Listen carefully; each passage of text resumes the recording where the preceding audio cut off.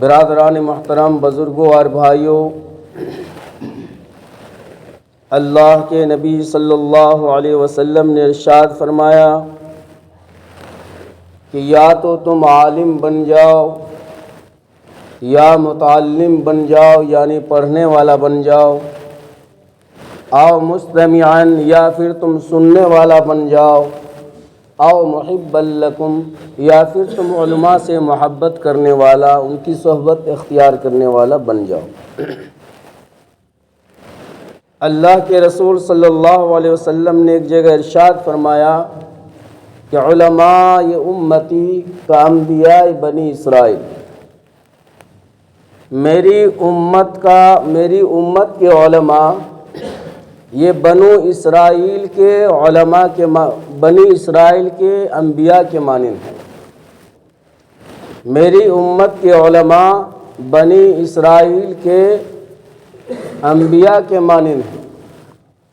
حالانکہ نبی تو نبی ہوتے ہیں، ان کی مقام تک کوئی پہنچ نہیں سکتا ہے، چاہے جتنے بڑے عالم یا اولیاء ہو جائے، ان کا مقام اللہ کے یہاں ایک الگ ہے۔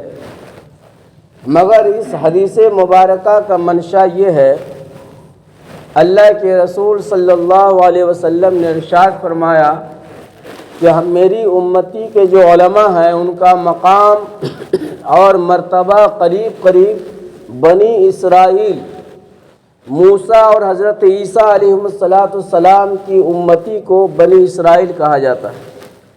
تو فرمایا کہ بنی اسرائیل کے انبیاء کے درجے کے قریب قریب ہے۔ میرے محترم بزرگوں اور دوستو، آج بعض لوگ جو ہے علماء کی قدر نہیں کرتے ہیں، علماء کو حقیر اور ذلیل نگاہوں سے دیکھتے ہیں، حالانکہ اللہ تبارک و تعالیٰ نے ارشاد فرما دیا ہے قرآن مقدس کے اندر کہ ان اللہ مع الذین اتقوا والذین اتقوا وهم محسنون، کہ تم علماء کے دامن کو پکڑ لو، ان سے محبت کرو، ان کی عزت کرو۔ میرے محترم بزرگ اور دوستو، اس احادیث مبارکہ اور آیات قرآنیہ سے پتہ چلتا ہے کہ اس امتی کے جو علماء ہیں ان کا بہت اونچا مقام اور مرتبہ ہے۔ اگرچہ ہمارے آپ کے پاس وہ آنکھ نہیں ہے، وہ بصارت نہیں ہے، وہ بصیرت نہیں ہے، ہم نہیں پہچان پاتے۔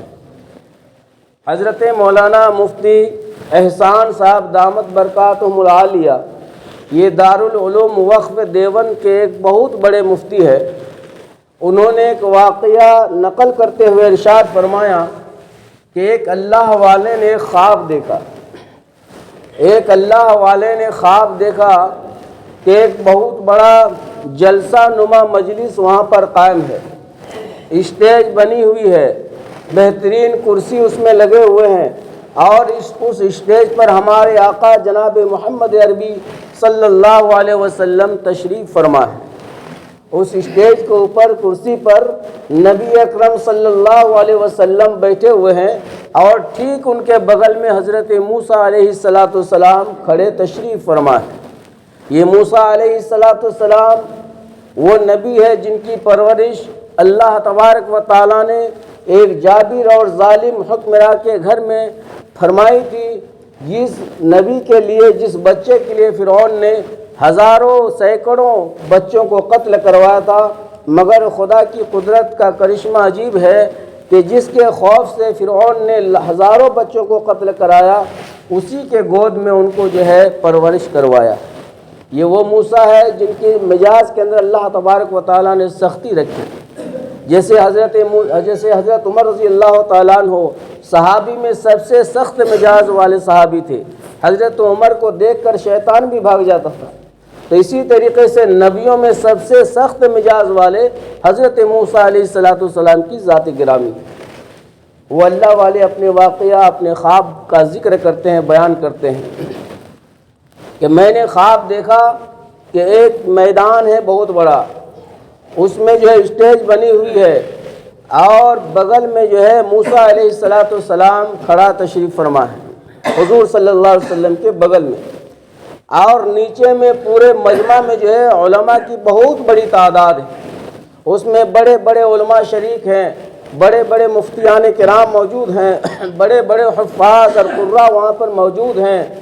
تو حضرت موسیٰ علیہ السلام نے پیارے آقا صلی اللہ علیہ وسلم سے سوال کر دیا کہ اے اللہ کے نبی، اے پیارے نبی محمد عربی صلی اللہ علیہ وسلم، کیا یہ حدیث آپ نے بیان فرمائی ہے کہ علماء امتی کا انبیاء بنی اسرائیل؟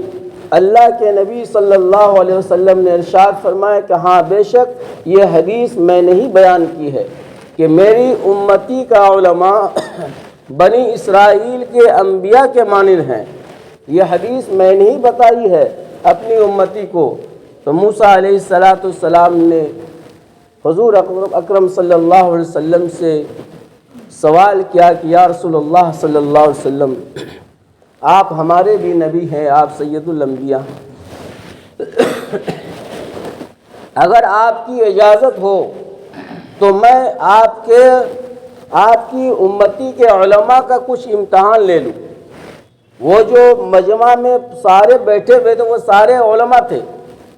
موسیٰ علیہ السلام نے حضور اکرم صلی اللہ علیہ وسلم سے پوچھا کہ یا رسول اللہ، اگر آپ کی اجازت ہو، آپ کا حکم ہو تو آپ کے علماء کا میں اگزام لے لوں، میں امتحان لے لوں۔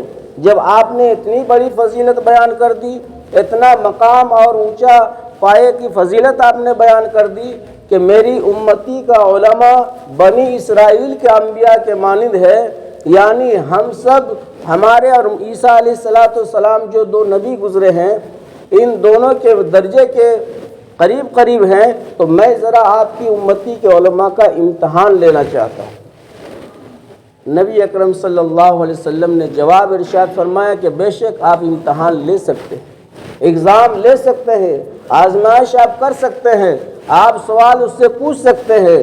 سارے علماء جو وہاں پر بیٹھے ہوئے تھے، سب کا نگاہ اور سر جو ہے نیچے جھک گیا۔ کہاں نبی، امتحان لینے والا، ممتحن، جلیل القدر پیغمبر، اللہ سے بات چیت کرنے والا، ہم کلام ہونے والا موسیٰ علیہ السلام کی ذات گرامی، اور کہاں یہ ادنا امتی علماء سوال کریں گے؟ نبی پتہ نہیں کیا سوال کریں گے، کتنا مشکل سوال ہوگا، جواب ہم دے پائیں گے یا نہیں پائیں گے؟ میرے سامنے میں ہمارے آقا محمد عربی صلی اللہ علیہ وسلم تشریف فرما ہے، ان کی رسوائی ہو جائے گی، ان کی بے عزتی ہو جائے گی، یہ بہت کٹھن مسئلہ پیدا ہو گیا۔ موسیٰ علیہ السلام نے اپنی نگاہ پورے مجمع کے اوپر ڈالا، دیکھا کہ کوئی بھی مولوی صاحب کا سر جو ہے اونچا نہیں، سب جھکا ہوا ہے، پسینہ پسینہ ہے، ڈر رہا ہے، کانپ رہا ہے۔ ایک نبی، جلیل القدر نبی پیغمبر موسیٰ علیہ السلام، جس کے مزاج میں اللہ تبارک و تعالیٰ نے سختی اور تشدد رکھی، وہ آج ہمارا ممتحن ہے، سوال کرنے والے۔ ہم کیسے جواب دیں گے؟ پتہ نہیں وہ سوال سمجھ میں آئے گا یا نہیں آئے گا۔ سارے علماء سر کو جھکا لیا۔ کافی دیر ہو گئی تو جو سامنے مولوی صاحب بیٹھے ہوئے تھے، انہوں نے تھوڑا سا اپنا سر اوپر کیا اور ترچھی نگاہ سے دیکھ رہا ہے کہ موسیٰ علیہ السلام کی نگاہ، توجہات ہم لوگوں کی طرف ہے یا وہ نبی کی طرف دیکھ کر بات چیت کر رہے ہیں۔ جیسے ہی سر تھوڑا سا اٹھایا اور نگاہ کو موسیٰ علیہ السلام کی طرف کیا تو موسیٰ علیہ السلام نے کہہ دیا کہ مولوی صاحب آپ کھڑے ہو جائیے۔ اب وہ پھنس گیا بیچارہ، سارے عالم جو سر جھکائے بیٹھے، وہ مولوی صاحب پھنس گیا، تھرانے لگا، کانپنے لگا، پتہ نہیں کیا سوال کریں گے، جواب دہی ہو پائے گی یا نہیں ہو پائے گی۔ اگر فیل ہو جاتا ہوں تو میرے نبی سامنے میں موجود ہے، شرمندگی اٹھانی پڑے گی۔ اس عالم نے کہا، مولوی صاحب نے کہ ٹھیک ہے اللہ کے نبی موسیٰ، سوال کیجئے، آپ کا سوال کیا ہے؟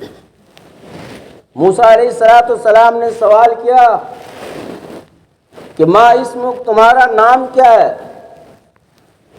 چھوٹا سا سوال ہے، یہ عام سوال ہے، چھوٹا بچہ بھی فوراً جواب دے دے گا، دیر نہیں لگائے گا جواب دینے میں۔ یہ کوئی مشکل سوال نہیں، کوئی پوچھے ہم سے آپ کا نام کیا ہے تو فوراً دے دے گا، ایک پاگل آدمی بھی جواب دے دے گا، کوئی مشکل سوال نہیں ہے۔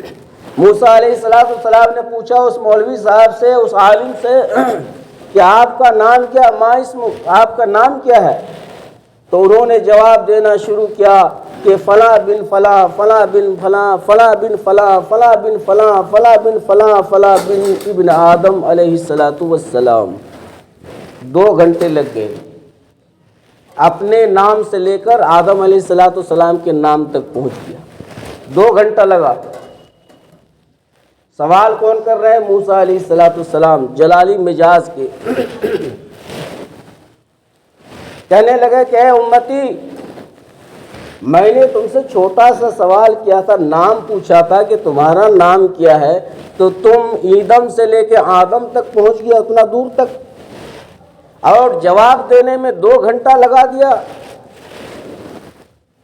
اس مولوی صاحب نے کہا کہ اللہ کے نبی موسیٰ علیہ الصلاۃ والسلام، اس کا بھی جواب ہے میرے پاس، اگر میں جواب دوں تو ہو سکتا ہے گستاخی ہو جائے گی، گنہگار بن جاؤں گا۔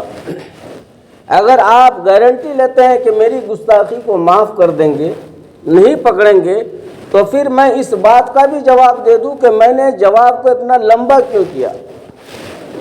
کہا کہ ٹھیک ہے بتاؤ، معاف کر دوں گا۔ اس عالم صاحب نے کہا کہ اے موسیٰ علیہ الصلاۃ والسلام، آپ اللہ سے ہم کلام ہونے کے لیے کوہ طور پر تشریف لے جاتے ہیں بات چیت کرنے کے لیے؟ کہا کہ ہاں جاتا ہوں۔ ایک دفعہ اللہ نے آپ کو کوہ طور پر بلایا تھا تو آپ تشریف لے گئے تھے، تو اللہ تعالیٰ نے آپ سے کیا سوال کیا تھا؟ سوال کیا تھا کہ ما تلک بیمینک یا موسیٰ، اے موسیٰ تیرے ہاتھ میں کیا ہے؟ بس اتنا ہی اللہ نے سوال کیا تھا آپ سے۔ تو آپ نے جواب کیا دیا تھا؟ آپ نے جواب دیا تھا کہ قال یا عصایا۔ پہلے تو اللہ نے آپ سے پوچھا تھا کہ تیرے ہاتھ میں کیا ہے، آپ کو بتلانا چاہیے تھا کہ لاٹھی۔ موسیٰ علیہ السلام کے معجزہ میں ایک لاٹھی بھی آتا، عصا، آپ کے جو لاٹھی مبارک ہے، اس کے بہت ساری خصوصیات ہیں۔ یہ جنتی لاٹھی ہے جو معجزہ کے طور پر اللہ تعالیٰ نے موسیٰ علیہ السلام کو مرحمت فرمایا تھا، اور ہر نبی کو اللہ تعالیٰ کچھ نہ کچھ معجزہ عطا کرتے ہیں۔ تو موسیٰ علیہ السلام سے جب سوال کیا تو اللہ تعالیٰ نے کہ اے موسیٰ تیرے ہاتھ میں کیا ہے؟ تو موسیٰ علیہ السلام نے جواب دیا تھا کہ عصایا، یہ میری لاٹھی ہے۔ تو آپ کو میری بولنے کی کیا ضرورت تھی؟ آپ کہہ دیتے کہ لاٹھی ہے۔ اللہ نے تو نہیں پوچھا تھا کہ یہ لاٹھی کس کی ہے، تیری ہے یا میری ہے، اس کی ہے یا اس کی ہے۔ اللہ نے صرف سوال کیا تھا کہ آپ کے ہاتھ میں موسیٰ کیا ہے؟ آپ کو کہہ دینا چاہیے تھا کہ لاٹھی ہے، لیکن آپ نے کیوں کہا تھا کہ عصایا، یہ لاٹھی میری ہے۔ اتوکا، میں اس پر ٹیک لگاتا ہوں، واہش بھیا علی غنمی، اور اس سے میں جو ہے بکریاں چراتا ہوں، ولیہ معارب اخرى، اور بہت سارے میں کام اس سے کرتا ہوں۔ تو آپ نے بھی تو جواب بہت لمبا چوڑا کر دیا۔ یہ ہے اس امت کے علماء کا حال، جو نبیوں کو بھی امتحان دے دیتے ہیں۔ میرے نبی مسکرانے لگے۔ موسیٰ علیہ السلام نے مان لیا کہ واقعی اے محمد عربی صلی اللہ علیہ وسلم، آپ کی امت کا جو علماء ہے ان کا مقام بہت اونچا ہے۔ تو میرے محترم بزرگ اور دوستوں، کہنے کا مقصد یہ ہے کہ علماء جیسے بھی ہوں، بڑے ہوں چھوٹے ہوں، اور یہ خواب جو ہے کس نے بیان کیا؟ دارالعلوم وقف کے بہت بڑے مفتی ہیں مولانا محسن صاحب، انہوں نے بیان کیا۔ اور یہ خواب دیکھنے والے کون تھے؟ امام غزالی رحمۃ اللہ علیہ، جو بہت بڑے امام ہیں، مفسر ہے، مفکر ہے، محدث، انہوں نے یہ خواب دیکھا ہے۔ علماء لکھتے ہیں کہ ہر دور میں اس قسم کے علماء کی ایک جماعت ہوا کرتی ہے جو اتنے اونچے مقام پر فائز ہوتے ہیں، اور وہ ہم ہی میں سے ہے، لیکن ہم میں سے کوئی اسے پہچان نہیں پائیں گے۔ ہم اسے حقیر اور ذلیل سمجھیں گے، مگر اللہ کے یہاں اس کا بہت اونچا مقام رہتا ہے، ہم نہیں سمجھ پائیں گے اسے۔ اسی لیے میرے عزیز و دوستو، علماء سے جو ہے محبت کریں۔ اللہ کے نبی نے اس حدیث مبارکہ میں یہی ارشاد فرمایا کہ کن عالمن، یا تو تم عالم بن جاؤ، او متعلمن، یا پھر تم پڑھنے والا بن جاؤ، او مستمعن، یا پھر تم عالم کی بات ماننے اور سننے والا بن جاؤ، او محب لکم، یا پھر تم اس سے محبت کرنے والا بن جاؤ۔ چاروں میں سے ایک تمہیں اختیار کرنا ہے۔ بہرحال میرے محترم بزرگ اور دوستو، جیسا کہ آپ حضرات کو معلوم ہے کہ اس بستی کے اندر اللہ کے فضل و کرم سے بے شمار علماء، حفاظ، قراء کی تعداد ہے، لیکن زمانہ دراز سے جو ہے علماء بکھرے ہوئے تھے، ایک دوسرے میں تال میل نہیں تھا، سب اپنی اپنی جگہ دینی خدمت انجام دے رہے تھے، مگر اس نا اتفاقی کی وجہ سے بستی کے بارے میں کچھ غور فکر نہیں کر پاتے تھے، چونکہ اتحاد کے اندر اللہ نے طاقت رکھا ہے۔ وَاعْتَصِمُوا بِحَبْلِ اللَّهِ جَمِيعًا وَلَا تَفَرَّقُوا، اللہ نے فرمایا کہ تم اللہ کے رسی کو مضبوطی سے تھام لو اور آپس میں تفرقہ بازی مت کرو۔ یہ بکھرے ہوئے تھے، آج الحمدللہ علماء کے غور فکر کرنے کے بعد سبھی تقریباً 35 علماء اور حفاظ اس بستی کے اندر میں، اس گاؤں کے اندر میں، ان تمام لوگوں نے مل کر، ہم سب نے مل کر ایک تنظیم جو ہے قائم کیا ہے اور اس کا نام رکھا ہے اتحاد علماء پنڈرا۔ اور ان کا مقاصد یہ ہے کہ بستی کے اندر جو ہے قوم ملت کی دینی خدمت انجام دیا جائے، یہ بھی ہماری علماء کی جو ہے ذمہ داری ہے۔ تو بہرحال یہ آپ کی جانکاری کے لیے میں نے کہہ دی ہے، آپ حضرات کو معلوم نہیں ہوگا کہ 35 علماء کی ایک تنظیم اس بستی کے اندر بن چکا ہے، اس کا نام ہے اتحاد علماء پنڈرا۔